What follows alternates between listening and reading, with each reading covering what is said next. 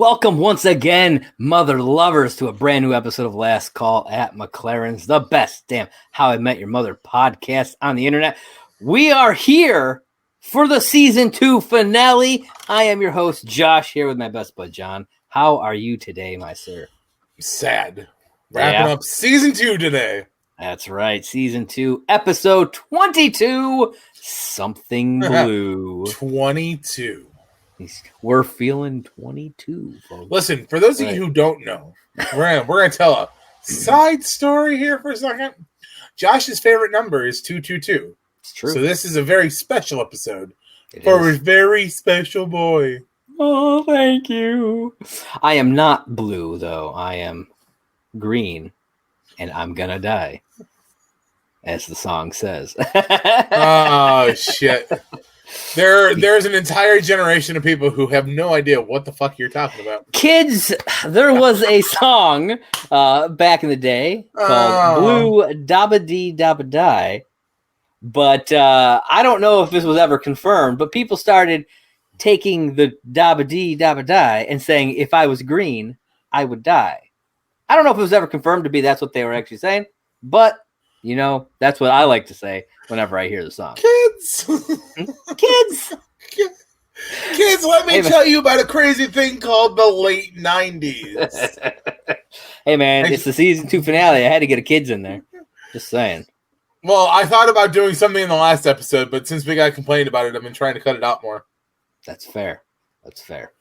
But yeah, so we are here for, like I said, season 2, episode 22, Something Blue, the season 2 finale, which originally aired on May 14th of 2007, directed by Pamela Fryman, of course. Written by the showrunners Craig Thomas and Carter Bays. I'll be honest, I was a little surprised that the other episode wasn't also done by them, because I mean they worked together. Yeah, really, or vice versa. The guy who did the last one didn't do this one. Yeah, you know, I was surprised that they weren't done by the same person, but they weren't. Showrunners did this one, and they did it beautifully, of course, as always. Summary for this one, even shorter than the last one. At Marshall and Lily's wedding reception, Ted and Robin unveil a shocking secret. But is it really shocking? I mean, I don't think it is. When I think shocking, I think... Never mind. You think peeing on the electric fence. Don't whiz on the electric fence. Oh, fuck. That's right. We're taking it old school today. We're taking it back. Taking it back. So this episode starts off with Lily and Marshall being announced for the first time as a married couple, though they're not sharing the same last name. They do, however, talk about making up a new last name, which I think would have been hilarious. They come up with a few funny options like Skywalker, Hasselhoff, and Awesome. Mr. and Mrs. Awesome. Yeah, but I think it's really cool because they don't end up changing their last names, obviously, you know. Yeah. But Marvin does get a amazing middle name. He does. Marvin, wait for it, Erickson. Yeah. And right there, they give their child the Erickson name. Yeah. You know what I mean? Like, they don't give him the Aldrin name, but Lily chose to keep her last name, which, I mean, hey, that's cool. But I just thought it was interesting that they then also chose to give their child the Erickson name. But we do know somebody who created a new last name when they got married. A friend of ours did that. They just took their 2 last names and put them together, like not hyphenated, just made a new last name out of the 2 of them, which I think that was pretty inventive. And now I didn't know that you were allowed to do that, to be honest. Yeah. I mean, you can change your last name when you get married. It makes sense that you can change your last name to whatever you want. So you could theoretically change your name as long as you give good enough reason to Luke Skywalker if you really wanted to. But I mean, like, I didn't know a man could change his last name during a marriage as well. Oh yeah. Like, yeah. I mean, I don't know anybody personally, but I know that this happens where instead of the woman changing their last name, the man does sometimes instead. Well, no, I know that, but I mean, like, like you said, though, they took both last names and made a new last name out of that. Yeah. And it's like, I didn't know you could do that. Yes. Yeah. I didn't know you could do that until they did that. And I thought that was really cool. So, but yeah, so we definitely know somebody who did it. And it would have been funny if Marshall, I was trying to come up with like a merged version of Erickson and Aldrin. And I couldn't come up with anything that worked for that last name, for those two last names. Aldrinson. Yeah, it just doesn't flow. Where I don't know. No. Maybe like Aldrickson. It just doesn't work. Just doesn't work. I think they should have been Mr. and Mrs. Awesome. Just saying. Have you guys met the Awesomes? Yeah, I think it would have been awesome. You know, just saying. So Ted and Robin are dancing. Ted says, now that the wedding is over, starting tomorrow, they can tell people. And Barney instantly chimes in. He's like, tell people what? Tell him what? What? They avoid telling him, even though he's constantly hounding them. He even goes over. This is where I noticed that they have a DJ, because he goes over to the DJ's table and gets on the microphone. Yeah. Continue to bug them. I love how he does that, because he's like, tell them what? Tell them. Whoever has the black something. Your lights on. Tell them what? Like, yeah, he does a car announcement, which, hey, he's on the mic. He's got a job to do now. Just saying. So after the opener, they are at the wedding bar again, which I find funny because in the previous episode, after the opener, it was the wedding bar. Yeah, that's how it started. Was at the wedding bar. And so after this opening, they're at the wedding bar, but it's a completely different bartender there. We never see the douche guy from the other episode. Yep. I think maybe he either got lost getting the almonds, or maybe he got fired for being a D-bag. I don't know. Or maybe Brad met him outside and tackled him in his pursuit for Scooter.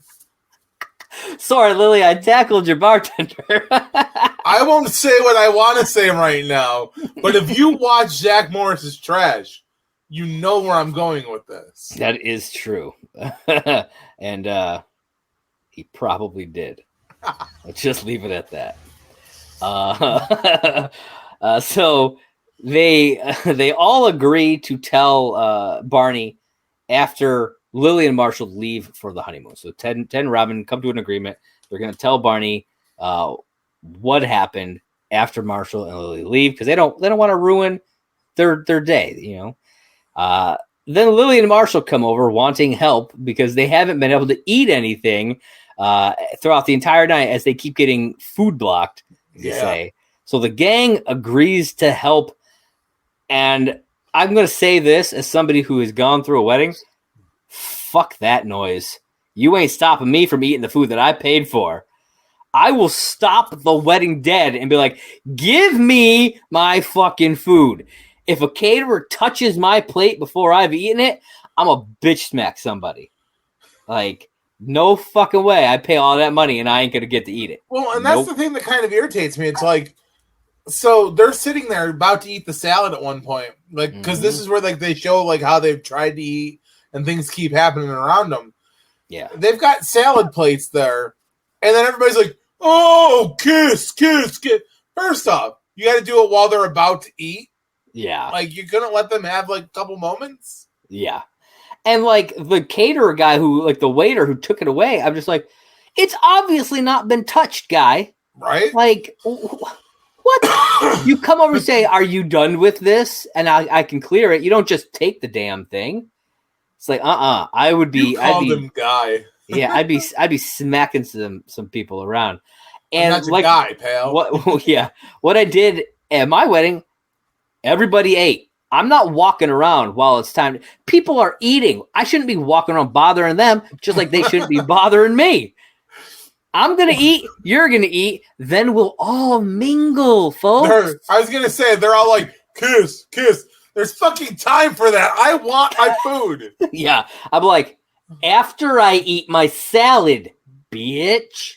And then you eat your salad. Yeah, I hated the whole kiss. Like, fuck you, man. Why don't you go watch a porno if you want to see that? Why are you so invested in watching me kiss my lady? Like, get out of here. How many times did somebody start a kiss jam? Several. They tried. But we were like, no, on most of them. We're just like, no, get out of here with that noise. Now, see, had I been the good best friend that I should have been and been there, I could have counteracted every one of them. It would have been hilarious, I'm sure. I'd be like, who started that? You're out of here. Like, oh, you want me to kiss somebody? Okay, I'll kiss you since you're the one tinking the glass. You tink the glass, you get kissed by this guy. I'm still sad I didn't just get to throw a 5-pound bag of rice. It's true. I was going to throw a whole bag and all, like not even open it. Yeah, you could have done it from because it was a barn. You could have done it from the top. And just right out the top of the barn. Bam! You're like, hey, Josh. I'm like, what? Unconscious. I'm in a coma for 3 days. Someone's like, what the fuck happened to Josh? I don't know, but this 5-pound bag of rice came out of nowhere. Caterers must have just left it there. To make it even funnier, I would have bought Rico's rice. I mean, that was good stuff, man. We bought that all the time. All the time. So they then run into Lily's grandma, Lois, who we previously saw in the bridal shower episode, which was a good one. She mentions that there will be a conga line, and future Ted takes us back a few weeks where they're all sitting around talking about the typical cliched wedding stuff that they refuse to do at their wedding, including a conga line. Marshall then recites the First Corinthian or whatever. Yeah, but that makes me laugh because you don't know what they're doing at first. Like you hear like the conga line, and then Ted's like, "Ooh, how about a video package of you guys to Green Day's Time of Your Life where it ends of childhood pictures?" And they're like, "Yes, that's going on the list." And then Barney's like, "What list?"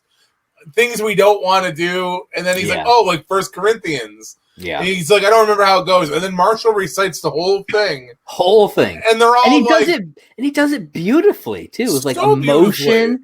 Yeah. And then they're all like, yeah, that's stupid. Like going on the list. What's going on the list? Yeah, because Robin's like, it's lame.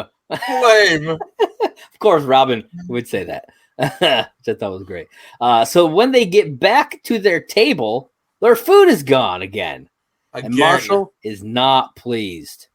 Barney then tells them he sees some mini quiche, and they run off, giving Barney the chance to ask Ted and Robin about what is going on. Ted starts telling the story. It was Ted and Robin's anniversary. They were at the same restaurant that he stole the blue French horn from, which why would you? I mean, I'll be honest. Why would you? Like, I understand that it's significant. But you literally stole this thing, and it's still in possession. Why go back there? Risking getting caught. How did those people not recognize him? It could have been somebody who wasn't working there at first. Like the people that were, because it was a couple of years, right? I mean, end of season 2. Like they keep in line with the year. So it's been like 2 years at this point. But, I mean, obviously somebody does recognize him at some point, but I'm assuming he's just a new guy. They were either there or they weren't there or whatever. And so the waiter brings them some champagne on the house, but before the story continues, Marshall and Lily return. They're not finding the mini quiche, and Barney's like, "Oh, so that they moved them because they had to make room for the chocolate fountain over there." And they're like, and they take off again. Stupidly believing Barney whenever he talks about anything. Yeah. Ted continues the story, and it's revealed that in Robin's glass of champagne was an engagement ring. Barney is shocked, and he's like, no, don't get married. And Ted's like, that's what she said. When we see Robin's reaction, she's desperately saying, no. There's this whole thing. Ted repeats it later. I wish I could have memorized it. It was so good. No. Ted, don't do this to me. No. There's a little bit more. He keeps going. He says more to it. Yeah, but it's hilarious the way he just kind of like she like says it like passionately, like no, like she really is saying no, and he just speaks it, and it's just really funny the way he does it. And then the guy behind them stands up and says that it's his ring, and he proceeds to propose to his girl that he's there with. And for those of you who don't know, I don't know how I first learned about this, but I've known this fact for a while now, that this proposal that takes place is a real proposal that happens. Yes. The couple that is there are friends of one of the writers, Matt Kuhn. The guy, his name is Tim Russo. He asked to be allowed to propose to his girlfriend on the set, and the writers worked it into the episode for him. Everybody on set, except for his girlfriend, whose name is Jaina, knew that the prop ring was actually swapped out for a real ring in this take. So it was originally like they were still supposed, like she thought it was just, a prop ring and they were just part of the scene. Little did she know he was actually proposing to her. And thankfully for him, she said yes. So before we get to where I know this is going to go, that's a beautiful scene. Like the fact that you have your proposal forever cemented in a TV show is absolutely amazing. Yeah. And it's just so special. Like I can't imagine having that. Now, I know what you want to ask, so go ahead and ask it. I mean, the only thing I want to ask is, what do you think would have happened if she had said no? Exactly. I knew that was coming. I don't know.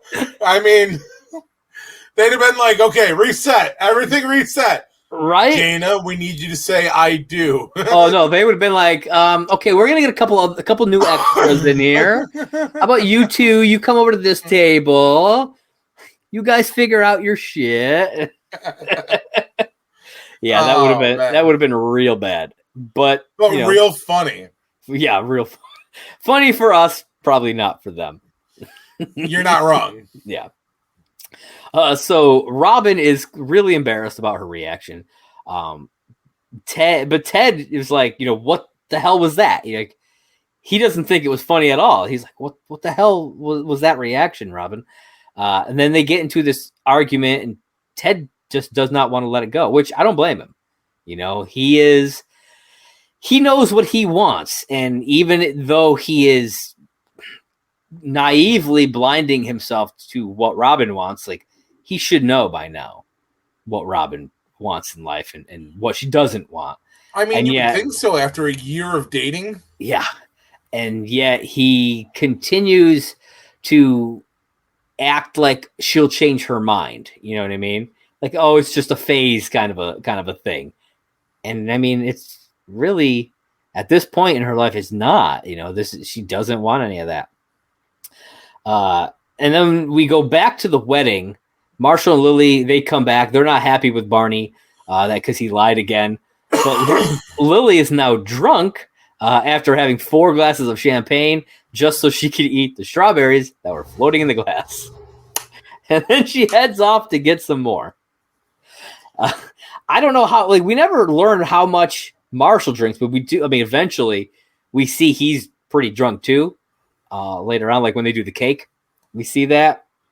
But we have no idea. We know that she had 4 before that point, and that was really fast. And on an empty stomach. Yeah.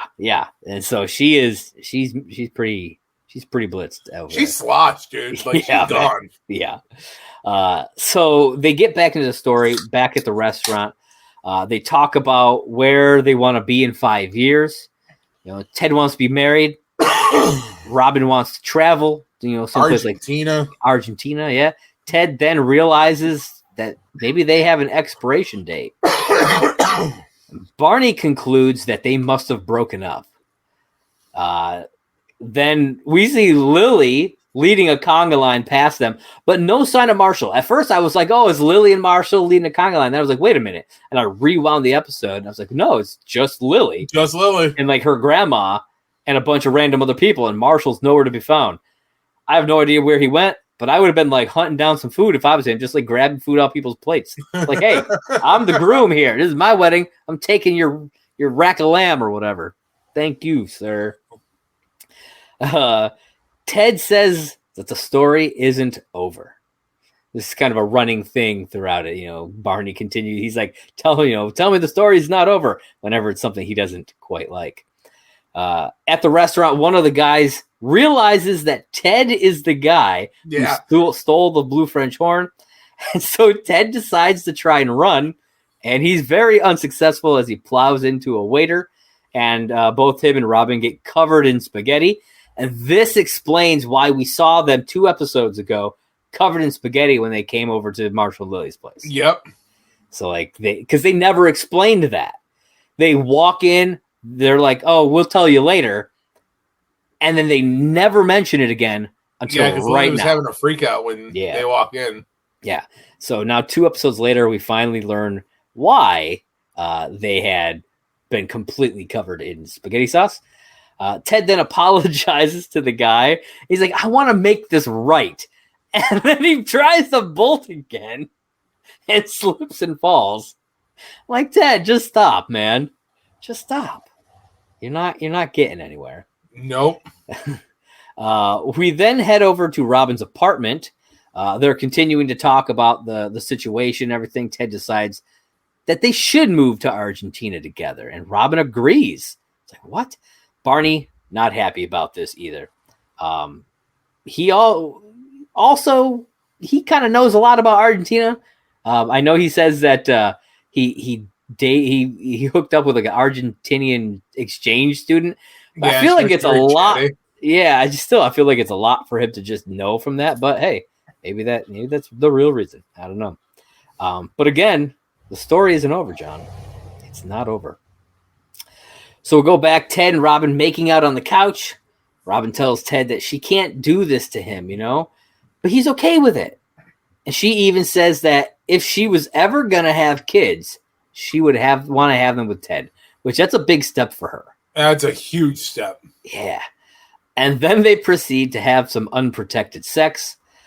And we see at the wedding reception that Ted is drinking a beer and Robin is drinking water, causing Barney to think that Robin is pregnant. She'd been drinking water the whole time, though. Last episode and this episode. It was one of the few things that I caught. Yeah, see, I didn't catch it in the previous episode.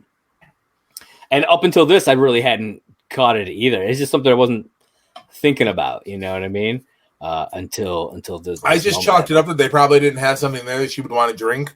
Or maybe she was dehydrated and just wanted to... Yeah, maybe. Or, maybe she's trying to sober herself up for the weekend. Who knows? She's like, I don't want to be all drunk this weekend. Right. I got some shit to do.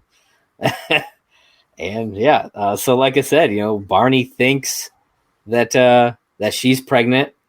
Then this is where we get to the Marshall and Lily trying to feed each other cake scene. Yeah, which is fucking hilarious. Yeah.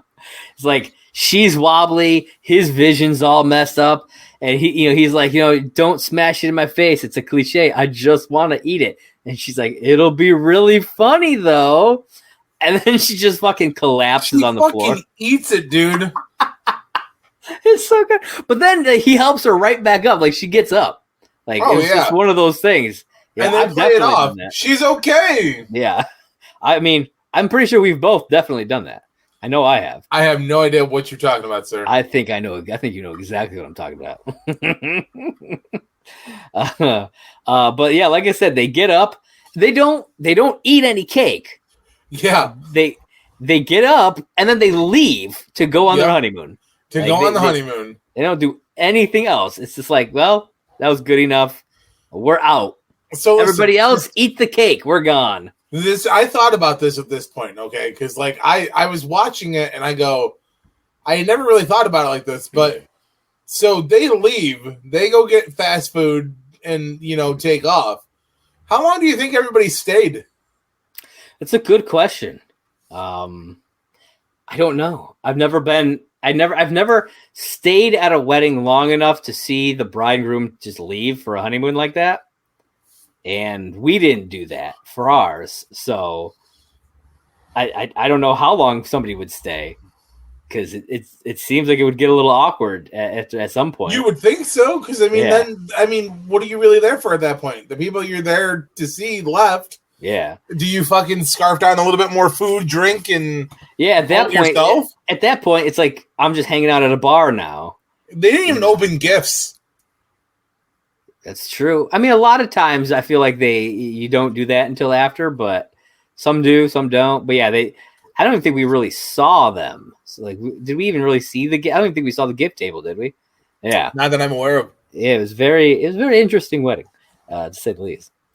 So they're all outside. Barney is telling them the downsides of having a kid, and Ted says once again that the story isn't over. So we go back to Robin's apartment. They start talking again. They realize it's not going to work. They're not going to go to Argentina and have kids and all this other stuff. They decide it's time to call it and give back the blue French horn, which is a pretty emotional scene, I think, when they make this decision. And it also explains the missing blue French horn from a few episodes ago in Robin's apartment. As well, because I remember us talking about that, because they don't make any reference to it. You just have to notice that it's gone. Yeah. And this explains exactly why it's gone. And as they're all talking about what happened, a little boy comes up and asks Robin to dance, which I thought was really cute. We also see Marshall and Lily in the limo, and then it's revealed that Ranjit is the driver, which I feel like it's been a while since we've seen him. I feel like it has. Yeah. And they ask him to make a stop where they go to a fast food joint. But I love his response, though, before we go. They're like, can we make a quick stop? He's like, you don't have to stop. You can be man and wife back there. I won't watch. Yeah, we're friends. I won't watch. I love Ranjit.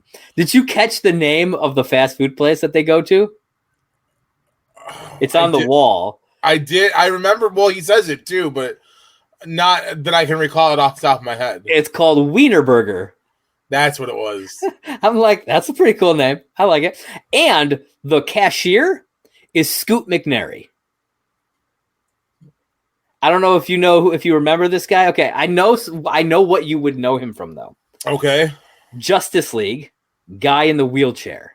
Or is it Batman v Superman? Guy in the wheelchair. That blows up. Oh, it's one of those movies. It's got to be Batman v Superman because it's Lex Luthor that does it. Yeah.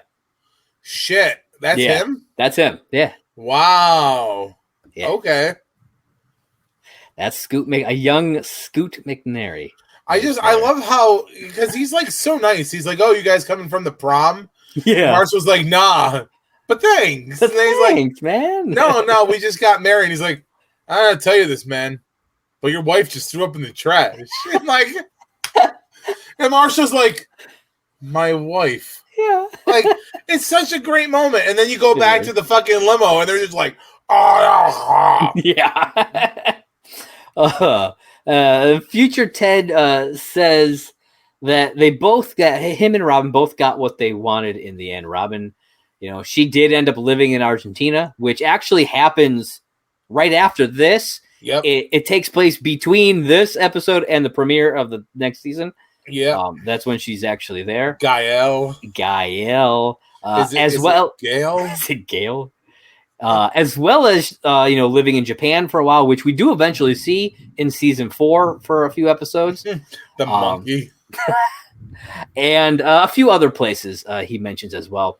And he went on, obviously, to meet, his kid's mother, so they all got what they had wanted in the end. No, they don't, because then Tracy dies and he ends up with a skank named Robin. Yeah, but he hadn't ended up with Robin yet. I know. So that hasn't happened yet, sir. The other part has, definitely happened. But he's still, in his, I don't think he would have traded any of it. No. Because he and Robin were not meant to be yet. No. That's the way I look at it. No, they both do a lot of growing between now and the end of season 9. Yeah. His time with Tracy, that was meant to be. It's sad that she didn't make it, but that's life, Unfortunately, that is life. You're gonna make me fucking cry, dude. You know, so we'll get there in 7 seasons. In like 5 years, by the way, we keep recording. I mean, if we can get on top of it, it'll be like 3.5 ish. So Ted heads back outside to have a drink and a smoke with Barney. Barney apologizes for what happened, and then Ted agrees. Ted agrees to be Barney's wingman once more, making Barney super excited. Barney agrees to be Ted's wingman. Oh, well, I mean, they're going to be each other's wingman, realistically. Yeah, I mean, is what it is. But yes, you are right. You're right. He says Barney asks him if he's going to need a wingman. And Barney's super, super excited about that. And then the episode ends with Barney excited, saying, "We are back, and Ted, my boy, it's going to be legend. Wait for it. Fade to black. Yes. Sopranos. Yeah. Yes. But yeah, man, a hell of a way to end an episode, hell of a way to end the season. That was season 2, episode 22, Something Blue. John, what are your overall thoughts on the episode? This is just a fun episode. Like, it's so... Everybody's got those problems at weddings. Like, nothing goes right. You got to try to get the food when you can. Like, yeah. The episode 21 and episode 22 together, though, they're just so special.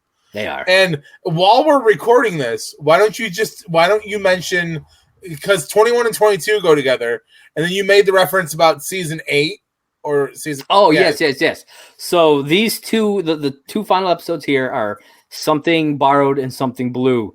The 2 episodes at the end of season 8 that lead up to the wedding in season 9, because the entirety of season 9 is the wedding, are Something Old and Something New. And I thought that was really cool that they went back for that reference. Yeah. To fill it back out for the other major wedding that takes place in this show. So because there's a lot of small weddings that happen or almost happen on this show. That's true. You know, there's Ted and Victoria. Well, there's Victoria and Klaus. Yeah. And then there's Ted, Victoria, Ted and Stella. Then they're friends in the first season. What the hell their names? Oh, Stuart and Claudia. And Claudia, yeah. So like there's damn it, what's his name? Schmoseby. What the hell's his name? Oh, Punchy. They do his wedding. Adam. His name's Adam. Yep. Adam Puncharelli. That's what his name is. They do his wedding. Yeah, there are a lot of weddings. You're right. And then you get the Stella and the other dick bag. Douchebag there. What's his fucking name? I don't care. It's not. Oh my god, what's his name? It's Jerry comes to mind, but it's not Jerry. No, I don't remember it because I don't like this guy. He's such a dick. But yeah, and then Barney, Zoe, or not Zoe. Oh no, Quinn, and then obviously the end with Barney and Robin. Yep. Yeah, a lot of them, man. Ted, or Barney, Ted and Robin. Ted and Robin, or Ted and Tracy. Ted and Tracy. Let's say not Ted and Robin. Yeah, lots of stuff happening here, man. So much. Weddings galore, but we love it nonetheless. But yeah, so since the episode is over, it is time for the season 2 finale of Barney's Blog. Suit up, motherfucker! Yeah, I like it. nice little switch up there. All right, so this one I had to do a little bit of editing on the actual blog because the original blog post had included graphs, like photos of graphs, but when they transferred them, when they grabbed them for the wiki page from the old archive, the pictures were gone. And so there are no pictures for this one. Oh no. So like there were certain lines that referenced specifically talked about, like, if you look at this, so I'm not going to say those. So I made it so that I can just read it and it'll, still make sense. Okay. But I wanted to give everybody the heads up of that. So this one is called Visual Aid. Yeah. And this one was also written on Tuesday, May 8th of 2007. Barney doing double blog duty on that day. Okay, so it starts off, I'm a visual learner. I learned to ride a bike watching E.T., learned to swim from Fast Times at Ridgemont High, and learned about the birds and bees from my cousin's copy of Mouth Karate 3. But perhaps the best visual aids are numbers. What, John? His name's Tony. Tony, that's right. But perhaps the best visual aids are numbers. Statistically speaking, numbers are correct 83% of the time, which makes them an invaluable tool, when trying to convince a newly single friend that he will once again get laid. My best friend Ted recently secured a last-minute reprieve from the death row of monogamy. Sure, heartbreak hurts, but a little cold heart analysis reminds us that there are greener pastures ahead. Pastures you get to have sex in. All right, so Barney, I think there are three. Yeah, there are three in this. So the first one is Barney Stinson's hookup percentages. I enjoy a 300% increase in hookup potential with Ted as wingman. He is, after all, my best friend. Almost as importantly, Ted's numbers skyrocket when he quests with me. Like a remora feasting on scraps that fall from the jaws of a great white, Ted revels in my hookup trickle-down effect, or the cake in the wake phenomenon. Then we got past wingman ruses and relative success rates. Ted has proven himself time and time again to be a top-tier wingman, versatile enough to switch gears successfully between several classic techniques, yet not versatile enough to steal top pair from me. Women have expressed a particular fondness for the business angle, be it an agent-client celebrating a closure or international businessmen in town for the conference. When a great suit and Ted's ratty blazer are introduced, the combination screams money and power, while chicks scream our names, whatever they might be at that particular evening. Of course, with Ted out of the pond for a year and a half, he is undoubtedly out of shape. I fully anticipate his foreign accents to have atrophied to Costnerian proportions. I'm assuming referencing Kevin Costner and his poor usage of accents. Necessitating modifications to at least 17% of our repertoire. Now, had he introduced the 83 and 17 in the actual show at this point? Nope. I don't remember if we talked about it. No, because the last time he did a statistic, it was still... Okay. It was wrong. So the first reference is in a blog post. That's hilarious to me. Or no. Honestly, I don't remember. I don't remember us talking about the 83 yet. But, I mean, it's possible. I just don't remember us talking about it. This has been a really shit... If we have, we've been having such a shit time with recording that... It's true. Yeah. Anybody who's been listening, if you remember us talking about the 83 and like that it had been a thing already, let us know, because I honestly don't remember.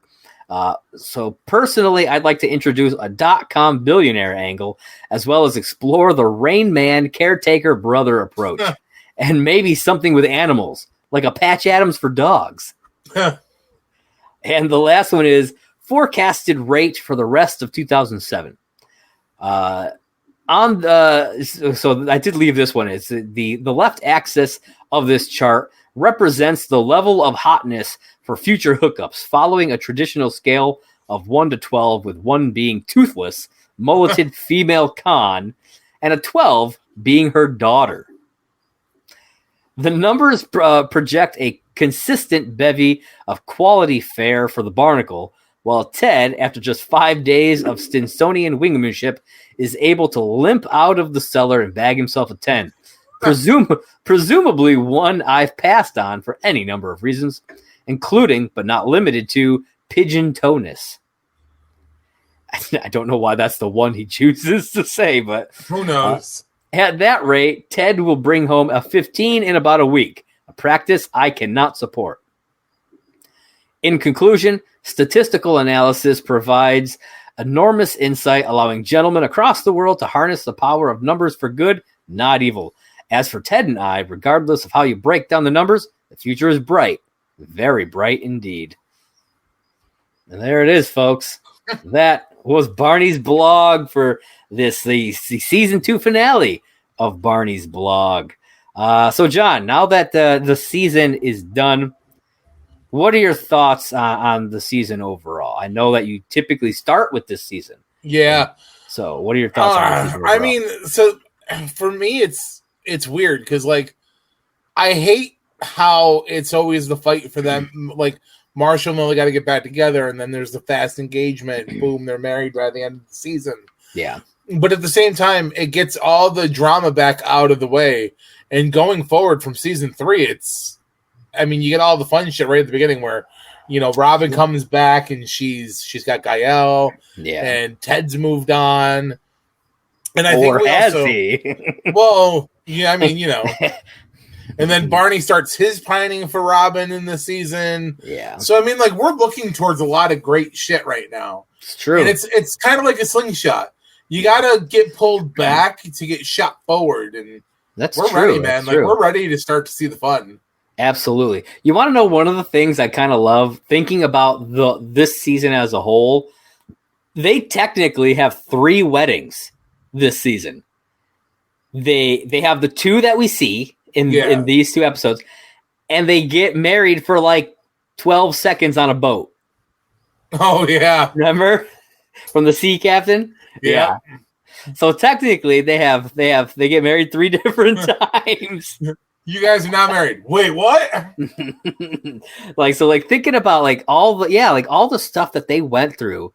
The season starts, and they're split up for a while. Oh yeah, and we have to deal with all of that, and kind of not liking Lily for a little while, and learning stuff about how Barney helped get them back together, and seeing because Marshall and Lily split up, but Ted and Robin got together right at the end of season 1. So then we see how their relationship builds throughout the season as well. So I like the season, but there's a lot. Yeah, it's hard getting through that first third of the season because of Marshall and Lily's still being split. It's a real teeter-totter, when you think about it, because it's good happens. Oh no, now it's shifting. Yeah. Oh no, it's reshifting. Oh wait, now we're getting that.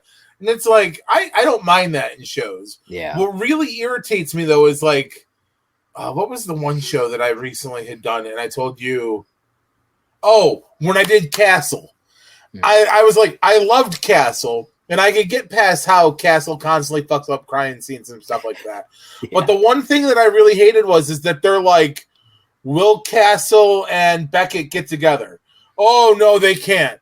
Oh, they're so close. But no, they won't. Oh, here we go again. Oh, no. It took so freaking long. It was ridiculous. It did. And by the time it happened, I was oh, they really did it. Yay. Yeah. No, yeah. I didn't give a shit at that point. It was the kid who cried wolf kind of a situation, Just too many times of it. So yeah, I totally get that. But yeah, getting back to this season, one of the other things I like, we talked about how a lot of good stuff and then a lot of bad stuff. They managed to take something bad with Ted and Robin breaking up, but soften it to where it didn't hit so hard like the way Marshall and Lily's did. Yeah, you know what I mean? Because they were okay with it at the end. It was kind of mutual at the end, and it made the audience feel that way. Yeah. Well, they handled it responsibly, though. They talked like adults, and they were listen, this isn't where I am. This isn't where you are. This isn't what either of us want. Yeah. They knew that it was get out, and they could still remain friends at that point. Yeah. Marshall and Lily had only known each other at that point, and Lily was being a selfish bitch. It's fair. She was being a bit selfish. She was being a Grinch, as Ted Mosby would say. Oh, that was a great episode. Another reason why the season. Good stuff. But do you have anything else that you want to add before we wrap this up? I'm Jed Mosley. There it is, folks. Jed, why don't you let them know where they can find you? You can find me over at Simply SaneJ1 on Twitter. It's the Twitter that corresponds with my podcast blog. Obviously, I like to talk about myself. I had posted a blog not too long ago. I'm working on another current type out, see where things go with that. If you want to learn about me, that's the way to do it. Because I'm ripping the Band-Aids off one by one and trying to heal and become a new, better person. Hells yeah, man. Hells yeah. You can find me on Twitter at JP Raynor. That's JPRAYNOR, as well as at Movie Blog Merc. That is the Twitter page for my site, Merc with a Movie Blog. If you are watching this on YouTube, you are watching it on the Merc with a Movie Blog YouTube channel. So be sure to hit that like button, smash that subscribe button rather, and click that little bell wherever it happens to be. And if you're listening on podcast platforms, if you're on, say, Anchor, be sure to leave us a voice message. We'd love to hear from you guys, hear your thoughts. We'll play it on air, talk about it.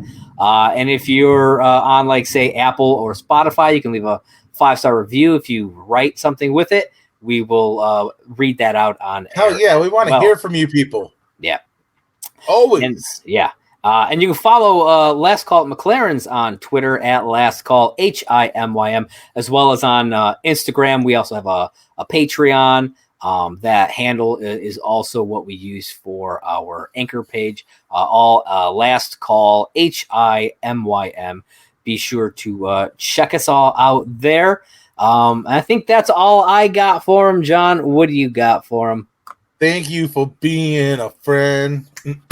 Travel down the road and back again. What? Yeah. Your heart is true. Yeah. You're a pal and a confidant. Bum, bum, bum. If you threw a party. Sorry. Listen, you don't have to go home, but you don't got to listen here. That's right. Catch you guys next time.